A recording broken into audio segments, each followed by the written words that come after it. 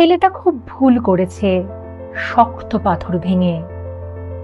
হ্যাঁ, ছেলেটা খুব ভুল করেছে শক্ত পাথর ভেঙে। মানুষ ছিল নরম, কেটে ছড়িয়ে দিলে পারত।